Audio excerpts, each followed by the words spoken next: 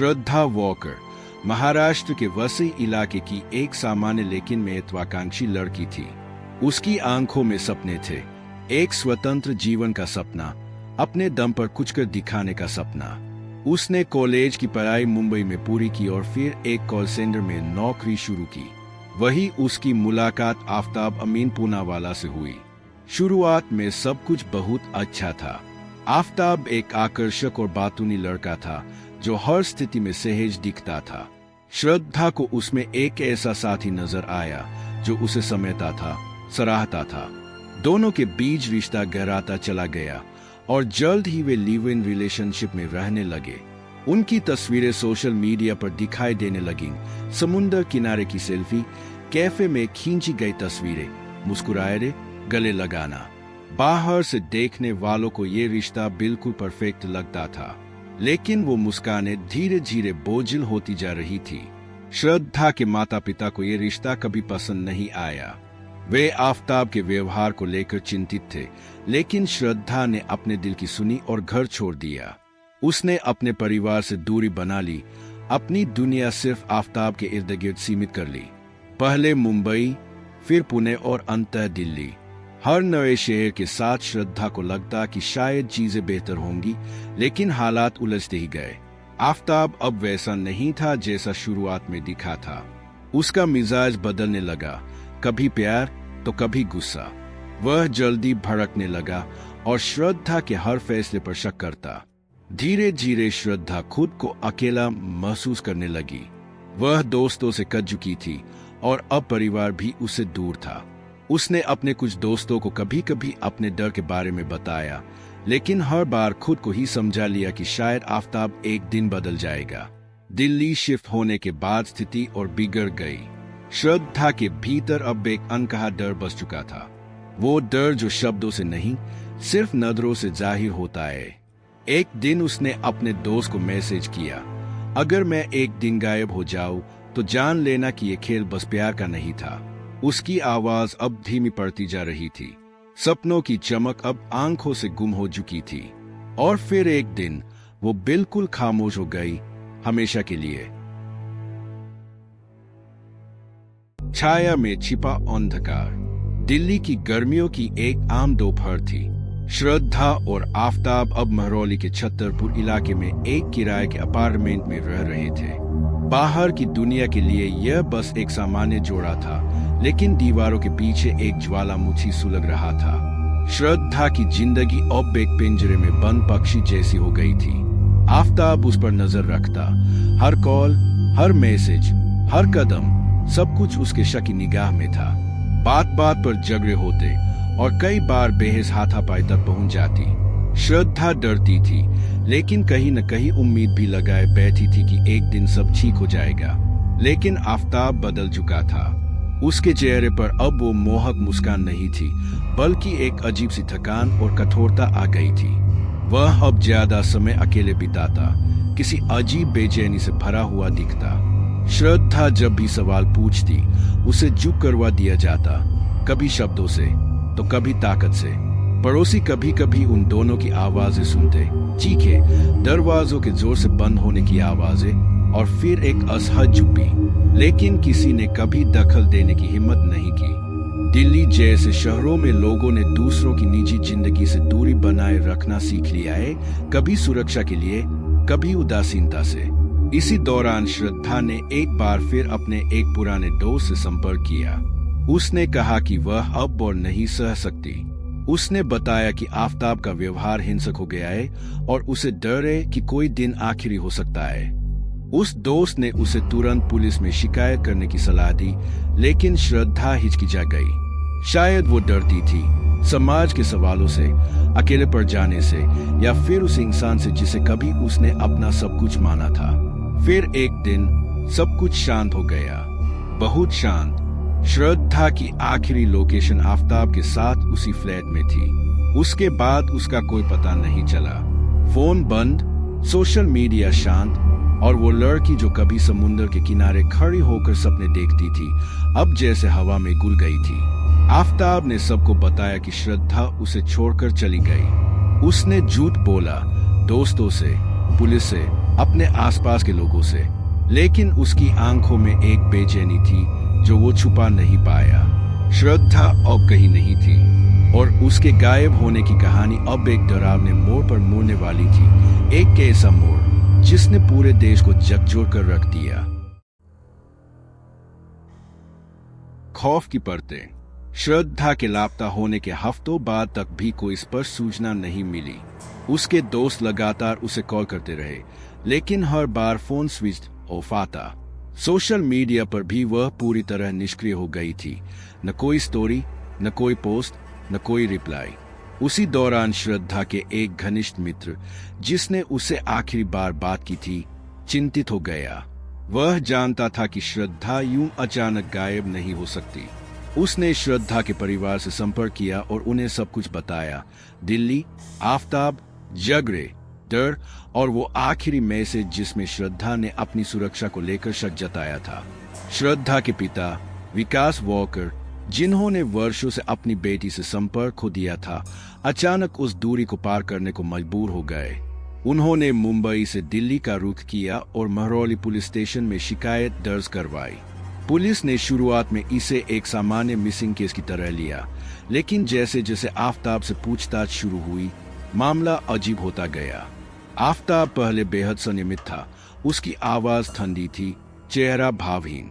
उसने पुलिस को बताया कि श्रद्धा उसे छोड़कर जा चुकी है और वह नहीं जानता कि वह कहाँ गई। लेकिन पुलिस को कुछ गड़बड़ महसूस हुई। फ्लैट में श्रद्धा की कुछ चीजें अब भी थी, किताबें, कपड़े, उसकी प्रिय चाय की प्याली जो वह कभी भी पीछे नहीं छोड़ती। पुलिस ने आफताब से सावधानी से पूछताछ शुरू की। घंटों की पूछताछ, विरोधाभासी बयान और आखिरकार एक लम्हा ऐसा आया जब आफताब की मुखौटा उतर गया। उसने जो कबूल किया वो रूह कंपा देने वाला था। उसने स्वीकार किया कि उसने श्रद्धा की हत्या कर दी थी, गला दबाकर। और फिर उसने वो किया जो शायद किसी का भी इंसानियत से भरोसा हिला दे। उसने श्रद्धा के शव के टुकड़े किए। पुलिस वालों के रोंगटे खड़े हो गए जब उन्होंने ये सुना। उनके सामने खड़ा आदमी इतनी बेरहमी से इंसान की हत्या कर सकता है, यह कल्पना से परे था। लेकिन ये सिर्फ शुरुआत थी। हकीकत जितनी गहरी थी, उतनी ही भयावह। अब यह सिर्फ एक हत्या नहीं रही थी, यह एक कहानी थी। एक ऐसी लड़की की जो प्यार में विश्वास कर बैठी और एक ऐसे राक्षस की जो इंसान की खाल में छुपा हुआ था। 17 टुकड़े और 18 दिन। आफताब के इकबाल के बाद जो विवरण सामने आए, उन्होंने पुलिस, मीडिया और पूरे देश को स्तब्ध कर दिया। श्रद्धा की हत्या के बाद आफताब ने उसका शव टुकड़ों में काटा, कुल 17 टुकड़े। उसने कबूल किया कि हत्या के बाद वह घंटों बैठकर सोचता रहा कि अब क्या करना है। और फिर उसने एक योजना बनाई, ठंडी, क्रूर और विचलित कर देने वाली। उसने बाजार से एक बड़ी आरी खरीदी और एक नया फ्रिज लिया जिसमें वह शव के टुकड़े रख सके। रात के अंधेरे में जब पूरा मोहल्ला सो जाता, आफताब चुपचाप शव के टुकड़े उठाता और उन्हें दिल्ली के अलग अलग हिस्सों में फेंक आता। कभी महरौली के जंगलों में, कभी किसी गंदे नाले के पास, तो कभी यूं ही किसी कोने में जैसे कोई कचरा फेंक रहा हो। हर रात वह निकलता, एक बैग में शव का हिस्सा, चेहरे पर कोई पछतावा नहीं। सुबह होते ही वो फिर सामान्य जीवन जीने का ढोंग करता, जैसे कुछ हुआ ही न हो। 18 दिनों तक उसने ये सिलसिला जारी रखा। सोचने वाली बात यह है कि एक इंसान जिसे श्रद्धा ने प्यार किया, उसके साथ अपने सपने और भविष्य बांटे, वही इंसान उसके टुकड़े करके शहर भर में छुपा रहा था और किसी को भनक तक नहीं लगी। उसने पुलिस को बताया कि उसने शव के टुकड़ों को छोटे छोटे पॉलीथीन बैग्स में बांधा और फिर उन्हें कहीं पेड़ के नीचे, कहीं झाड़ियों में फेंका। उसने ये भी कहा कि वह यह सब करने से पहले गूगल पर रिसर्च करता था। मानव शरीर को डिस्पोज कैसे करें, हत्या के बाद क्या करें, फ्रिज में शव कितने दिन सुरक्षित रह सकता है। ये जानकारी सुनते ही जांच अधिकारी कांप उठे। एक व्यक्ति इतना ठंडा, इतना नियोजित और इतना निर्दयी हो सकता है, ये किसी क्राइम थ्रिलर का हिस्सा लगता था, मगर यह सच्चाई थी। उस फ्लैट की दीवारें, जहां श्रद्धा का आखिरी चीख दबी रह गई थी, अब खून के छींटों, छिपी गंध और एक अमित पाप का साक्ष्य बन चुकी थी। हर टुकड़ा, हर पॉलीथीन बैग सिर्फ सबूत नहीं थे, वे श्रद्धा की अधूरी कहानी के वे हिस्से थे जिन्हें अब पुलिस जोड़ने की कोशिश कर रही थी। बर्फ की परत के नीचे आफताब के इकबाल के बाद जांच अधिकारी उस फ्लैट में पहुंचे जहां श्रद्धा और वह रहते थे। फ्लैट एकदम सामान्य दिखता था, एक बेड, एक छोटा किचन और कोनों में फैला सामान। लेकिन जैसे जैसे अधिकारी अंदर बढ़े, कमरे की हवा में एक अजीब खंडक थी, सिर्फ मौसम की नहीं बल्कि उस अपराध की जो वहां छिपा बैठा था। फ्रिज खोला गया, अंदर कोई भोजन नहीं था, सिर्फ खाली ट्रे और एक रहस्यमय सफेद चादर की तरह जमी बर्फ। उस बर्फ के नीचे कभी श्रद्धा का अस्तित्व था। आफताब ने टुकड़ों को अलग अलग ट्रे में रखा था, सावधानी से। कुछ हिस्से अब भी ठंडे थे, कुछ में अब सड़न की गंध थी। जांचकर्ताओं को फर्श पर खून के निशान मिले, हल्के लेकिन अब भी दिखाई देने वाले। दीवारों पर यूवी लाइट के नीचे जो उभरा वह भयावह था, चींटे जो चीख रहे थे कि यहाँ कभी एक संघर्ष हुआ था। पुलिस को उस आरी का एंडल भी मिला जिससे श्रद्धा के शरीर को काटा गया था। ब्लेड गायब था, संभवतः कहीं फेंका जा चुका था। आसपास के पड़ोसी अब तक स्तब्ध थे, किसी ने कुछ सुना नहीं, किसी ने शक नहीं किया। आफताब दिन में घर में रहता, ऑनलाइन फूड ऑर्डर करता और रात होते ही निकल जाता, शायद उस एक और हिस्से को ठिकाने लगाने। उसकी सामान्य दिनचर्या डरावनी लगने लगी थी, जैसे कोई दोहरा जीवन जी रहा हो। दिन में एक प्रेमी, एक दोस्त और रात को एक कातिल अपने ही अपराध को हकने में लगा हुआ। पुलिस ने घर से कई इलेक्ट्रॉनिक उपकरण जब्त किए, उसका मोबाइल, लैपटॉप और कैमरा। उनमें ऐसे सर्च हिस्ट्री थे जो किसी भी इंसान को विचलित कर दे। फोरेंसिक से कैसे बचे, हत्या के बाद सबूत कैसे मिटाए, और सबसे चौंकाने वाला, मानव शरीर की हड्डियां कितने दिन में नष्ट होती है। आफताब कोई आम कातिल नहीं था, वह पढ़ा लिखा, डिजिटल दुनिया से जुड़ा हुआ और मानसिक रूप से सतर्क व्यक्ति था। वह जानता था कि पुलिस कैसे काम करती है और उसने हर कदम सोच समझकर उठाया था। लेकिन किसी न किसी मोड़ पर उसकी लापरवाही भारी पड़ी। श्रद्धा की गुमशुदगी, उसके दोस्तों की चिंता और सबसे बढ़कर आफताब की आंखों में छिपा झूठ। सबने मिलकर उस रहस्य को खोल दिया जो बर्फ के नीचे जमकर बैठा था। टुकड़ों में सच।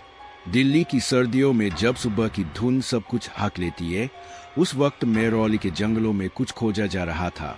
पुलिस, क्राइम ब्रांच और फोरेंसिक टीम सबके हाथों में प्लास्टिक के बैग और दस्ताने थे। ये जंगल अब किसी रहस्य की चुप्पी नहीं बल्कि चीखों का बोझ उठाए खड़े थे। आफताब के बयान के आधार पर पुलिस ने जंगल में छानबीन शुरू की थी। एक एक पेड़ के नीचे, जालियों के पीछे और जमीन में दबी हर चीज को पलट पलट कर देखा जा रहा था। और फिर एक पॉलीथीन बैग मिला, सड़ा हुआ, कीचड़ से भरा। उसमें कुछ था जो इंसान का नहीं लगना चाहिए था, लेकिन था। हड्डियां, कुछ अधजली, कुछ पूरी, बालों के गुच्छे और एक जबड़ा जिनमें अब भी एक टूटा हुआ दांत बाकी था। हर टुकड़ा श्रद्धा की कहानी का गवाह था। हर खोज उस डर की पुष्टि कर रही थी जो अब तक बस शब्दों में था। फोरेंसिक टीम ने इन अवशेषों को डीएनए जांच के लिए भेजा, लेकिन कोई और इंतजार नहीं कर पा रहा था। मीडिया इसे देश का सबसे चौंकाने वाला मामला बता रहा था। लोग टीवी पर हर अपडेट का इंतजार कर रहे थे और श्रद्धा के परिवार का दुख अब सारा देश महसूस कर रहा था। इस बीच आफताब पुलिस कस्टडी में था। वह कभी शांत रहता, कभी मुस्कुराता और कभी कभी अजीब सवाल करता, क्या आप लोग मेरे ऊपर डॉक्यूमेंट्री बना रहे हो? उसकी बातों में एक विचित्र खंडापन था, मानो उसे इस हकीकत से कोई फर्क नहीं पड़ता कि उसने क्या किया है। पुलिस को श्रद्धा का मोबाइल भी मिला था जो आफताब ने फ्लश करने की कोशिश की थी, लेकिन तकनीक ने साथ नहीं छोड़ा। उसमें कुछ रिकॉर्डिंग्स थी, आधे अधूरे वॉइस मैसेज, कुछ सेल्फी और एक ऑडियो जिसमें श्रद्धा रोते हुए कह रही थी, मैं डरती हूँ लेकिन मैं भाग नहीं सकती। यह ऑडियो सबूत बन गया, उस हिंसा की पुष्टि जो सिर्फ शरीर पर नहीं आत्मा पर भी की गई थी। जैसे जैसे केस आगे बढ़ा, श्रद्धा के नाम के साथ इंसाफ की एक पुकार जुड़ गई थी। हर टुकड़ा जो जंगल से निकलता उस पुकार को और तेज कर देता, और पुलिस जो पहले सिर्फ एक गुमशुदगी की जांच कर रही थी, अब एक क्रूर हत्याकांड की परतें खोल रही थी, टुकड़ों में धीरे धीरे। चेहरे के पीछे छिपा दरुंदा। पूछताछ के दौरान आफताब कभी बहुत शांत दिखता, कभी अजीबोगरीब बातें करने लगता। उसकी चालाकी और बर्बरता दोनों ने पुलिस को चौंका दिया था। हर बार जब उससे सवाल पूछा जाता, वो एक गहरी सांस लेकर जवाब देता, मानो सब कुछ पहले से रिहर्स कर रखा हो। उसने बताया कि उस दिन जब श्रद्धा ने उससे शादी की बात छेड़ी तो दोनों में बहस हुई, लेकिन यह बहस अचानक चीखों में बदल गई। उसने गुस्से में श्रद्धा का गला दबा दिया। वह हिलती डुलती रही, पर आफताब का हाथ नहीं रुका। उसकी सांसें रुक गई और आंखें खुली की खुली रह गई। उसने कुछ मिनट यूं ही बैठकर शव को देखा। कोई पछतावा नहीं, कोई डर नहीं, सिर्फ एक ठंडी चुप्पी। इसके बाद उसने प्लास्टिक शीट मंगाई और लाश को उसमें लपेट दिया। फ्रिज खरीदा गया, नॉर्मल नहीं, एक बड़ा डबल डोर फ्रिज, जहां वो हर रात लाश के टुकड़े करता रहा। पुलिस वालों की आंखें फटी रह गई थी। आफताब ने बेहद संयम से बताया कि उसने शव के 35 टुकड़े किए, आरी और चाकू की मदद से। हर रात वह एक टुकड़ा जंगल में जाकर फेंकता ताकि कोई शक न करे। उसे गूगल मैप पर आसपास के सुनसान इलाकों की लिस्ट तक दिखानी पड़ी जिनमें उसने शव के हिस्से फेंके थे। इस सब के बीच वह सोशल मीडिया पर एक्टिव था। इंस्टाग्राम पर श्रद्धा की प्रोफाइल से पोस्ट करता रहा। व्हाट्सएप पर दोस्तों से चेक करता और दिखाता कि सब सामान्य है। एक ऐसा खेल जिसमें वह सबको बेवकूफ बनाता रहा। सबसे चौंकाने वाली बात यह थी कि वह श्रद्धा के साथ बिताए लम्हों की तस्वीरों को कभी कभी देखता और खुद को इंसान कहता। उसने बताया कि उसने श्रद्धा का मोबाइल कुछ दिनों तक ऑन रखा ताकि ओटीपी से बैंक ट्रांजैक्शन भी कर सके। उसने श्रद्धा के पैसे से ही डेटिंग एप्स पर नई लड़कियों से चैट की और कुछ को अपने फ्लैट पर बुलाया। यह कोई सामान्य अपराध नहीं था, यह मानसिक विकृति की हद थी। आफताब सिर्फ श्रद्धा का कातिल नहीं था, वह एक ठंडा योजनाबद्ध दरिंदा था जिसने इंसानियत के चेहरे पर एक गहरा तमाचा मारा था। पुलिस को अब यह साफ हो चुका था, उन्होंने एक सीरियल अब्यूजर को पकड़ाए जिसके चेहरे पर मासूमियत और भीतर खालिस अंधकार था। टुकड़ों की तलाश। आफताब के कबूलनामे के बाद पुलिस के लिए सबसे कठिन काम था सबूत जुटाना। श्रद्धा की लाश अब शरीर नहीं, टुकड़ों में बदल चुकी थी और उन टुकड़ों को दिल्ली के महरौली के घने जंगलों में फेंका गया था। गर्मी और बरसात के मौसम ने पहले ही हर चीज को छिपा दिया था, लेकिन पुलिस ने हार नहीं मानी। एक एक जारी, एक एक पेड़ और हर कोने की तलाशी ली गई। कई दिनों तक ऑपरेशन चला। हाथ में दस्ताने पहने हुए पुलिसकर्मी जालियों और कंटीली जालियों को हटाते हुए, मिट्टी खोदते हुए, कुछ भी हाथ लग जाए, हड्डी का एक टुकड़ा ही सही, कभी कोई जबड़ा मिलता तो कभी एक अनजली हड्डी। हर टुकड़े को सावधानी से पैक किया जाता, फोरेंसिक टीम को सौंपा जाता, डीएनए टेस्ट के लिए भेजा जाता। कई बार उन्हें जानवरों की हड्डियां भी मिली और उम्मीद फिर से चूर हो जाती। महरौली का जंगल अब एक अपराध स्थल बन गया था। वहां की खामोशी में एक अजीब सी चीख खुल गई थी, जैसे हर पेड़, हर पत्ता इस भयानक रहस्य को जानता हो। कुछ ही दूरी पर श्रद्धा का चेहरा पहचानने लायक नहीं बचा था। पुलिस को बालों के गुच्छे, खोपड़ी के कुछ हिस्से और पसलियों की टूटी हड्डियां मिली। कुछ टुकड़े अब भी गुम थे, शायद जानवरों ने खींच लिए, शायद मिट्टी में दब गए। इन सब के बीच आफताब उन्हें लीड करता रहा, जैसे किसी पुराने रास्ते पर वापस जा रहा हो। बिना किसी पछतावे के वो बताता कि कौन सा हिस्सा उसने किस दिशा में फेंका। उसकी आंखों में डर नहीं था, बल्कि एक ऐसी संतुष्टि थी जैसे उसे अपने पापों पर गर्व हो। एक दिन पुलिस को जंगल की एक चट्टान के नीचे श्रद्धा की खोपड़ी मिल गई। वह पल उन सभी अफसरों के लिए भावनात्मक था। जो कहानी अब तक सिर्फ एक बयानी थी, वो अब एक भयानक यथार्थ बन चुकी थी। श्रद्धा अब पूरी नहीं थी, लेकिन उसका अस्तित्व जंगल की मिट्टी में, हड्डियों की चुप्पी में दर्ज हो चुका था। फोरेंसिक की गवाही। श्रद्धा की हत्या का रहस्य अब टुकड़ों में बंटा हुआ था। हड्डियां, खून के धब्बे, टूटी हुई यादें। लेकिन सच्चाई को जोड़ने का काम अब विज्ञान के हाथों में था। फोरेंसिक विभाग की टीम ने उन तमाम हिस्सों को इकट्ठा किया जो जंगल से, फ्रिज से और आफताब के घर से बरामद हुए थे। सबसे पहले डीएनए टेस्ट किया गया। श्रद्धा की मां से सैंपल लिया गया ताकि हड्डियों की पुष्टि हो सके। जब रिपोर्ट आई तो उसमें लिखा था मैच्ड, वो टुकड़े श्रद्धा के थे। यह एक ऐसी सच्चाई थी जो अब किसी शक की गुंजाइश नहीं छोड़ती थी। इसके बाद आफताब की किचन से मिले चाकू, आरी और सफाई के लिए इस्तेमाल किए गए केमिकल्स को जांचा गया। उन पर खून के अंश मिले जो श्रद्धा के डीएनए से मेल खाते थे। फ्रिज के अंदर भी खून के सूक्ष्म धब्बे मिले जिन्हें आफताब ने हटाने की कोशिश की थी, लेकिन विज्ञान से कुछ नहीं छिपता। मोबाइल फोन के डेटा, लोकेशन हिस्ट्री और चैट्स को खंगाला गया। श्रद्धा का आखिरी लोकेशन आफताब के घर पर दिखा था। उसके बाद उसका फोन कभी एक्टिव नहीं हुआ। फोन चैट्स में एक डरपोक स्वर दिखता था, श्रद्धा की तरफ से भेजे गए वो मैसेज जिनमें वह खुद को असुरक्षित बता रही थी। एक में उसने लिखा था, मैं तंग आ चुकी हूँ लेकिन बाहर निकलने का रास्ता नहीं दिखता। फोरेंसिक टीम ने आफताब के बयान को भी सत्यापन के लिए उपयोग किया।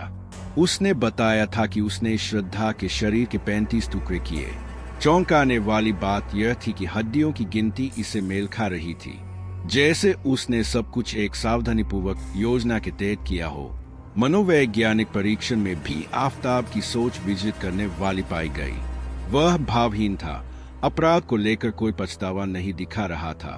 वह खुद को स्मार्ट समझता था और मानता था कि वह कभी पकड़ा नहीं जाएगा, मगर विज्ञान ने उसके दम को तोड़ दिया। फोरेंसिक रिपोर्ट अदालत में पेश की गई। हर टुकड़ा, हर धब्बा, हर मैसेज अब चीख चीख कर एक ही बात कर रहा था, श्रद्धा को मारा गया, बेरहमी से, सोचे समझे तरीके से। अब केस सिर्फ एक प्रेम कहानी नहीं रहा, ये एक वैज्ञानिक दस्तावेज बन चुका था, इंसानियत के खिलाफ किए गए अपराध का। न्याय और निर्जनता। महीनों बीत गए थे, लेकिन श्रद्धा का नाम हर खबर, हर बहस, हर दिन में गूंज रहा था। सोशल मीडिया पर उसकी मुस्कान वाली तस्वीरें एक मौन पुकार बन चुकी थी। एक लड़की जो सिर्फ प्यार चाहती थी, अपने सपनों के साथ एक बेहतर जीवन जीना चाहती थी, अब एक मिसाल बन गई थी उन तमाम महिलाओं के लिए जो रिश्तों में कैद होकर खुद को खो देती है। आफताब अब सलाखों के पीछे था। पूछताछ के दौरान उसके चेहरे पर भावनाओं का कोई निशान नहीं था, न पछतावा, न शर्म, न डर। कोर्ट में जब उस पर चार्जशीट दाखिल की गई तो वह बस चुप खड़ा रहा, जैसे कुछ हुआ ही नहीं। लेकिन समाज अब चुप नहीं था। हर सुनवाई पर श्रद्धा के लिए न्याय की मांग करने वाले लोग अदालत के बाहर इकट्ठा होते, पोस्टर उठाए, मोमबत्तियां जलाए। वो बस एक ही बात कहते, श्रद्धा को न्याय दो। श्रद्धा के माता पिता अब भी टूटे हुए थे। उनकी बेटी तो कभी वापस नहीं आएगी, लेकिन वे चाहते थे कि उसका हत्यारा सजा पाए, ऐसी सजा जो उदाहरण बने। हर बार जब वे कोर्ट जाते, उनके चेहरे पर एक अजीब सी स्थिरता होती, गम की, गुस्से की और उम्मीद की। मीडिया ने इस केस को लगातार फॉलो किया। डिबेट्स, डॉक्यूमेंट्रीज, इंटरव्यूज, हर कोई इस कहानी का एक पहलू दिखा रहा था। लेकिन हकीकत यही थी, श्रद्धा अब नहीं थी और एक प्रेम कहानी का अंत एक क्रूर हकीकत में बदल गया था। अंततः न्यायपालिका ने आफताब को हत्या का दोषी माना। केस की गंभीरता को देखते हुए अदालत ने सख्त सजा सुनाई। यह सिर्फ एक कानूनी फैसला नहीं था, यह एक संदेश था कि समाज में इस तरह की क्रूरता को बर्दाश्त नहीं किया जाएगा। लेकिन क्या न्याय से सब कुछ ठीक हो गया? श्रद्धा के दोस्तों ने बताया कि अब जब वे समुद्र के किनारे जाते हैं तो उन्हें उसकी हंसी सुनाई देती है, हवा में गुली हुई, अधूरी लेकिन गूंजती हुई, जैसे वो अब भी जिंदा हो, एक चेतावनी बनकर, एक स्मृति बनकर। उसकी कहानी वही खत्म नहीं होती, बल्कि शुरू होती है, हर उस लड़की की चेतावनी में जो प्यार के नाम पर अपनी पहचान खो देती है। श्रद्धा अब सिर्फ एक नाम नहीं, एक प्रश्न है, क्या हम अपने बच्चों को, खासकर बेटियों को, इतना सशक्त बना रहे हैं कि वो न कह सके, कि वो चुप न रहें, कि वो टूटने से पहले बोल सके? क्योंकि कभी कभी एक आवाज ही जिंदगी बचा सकती है।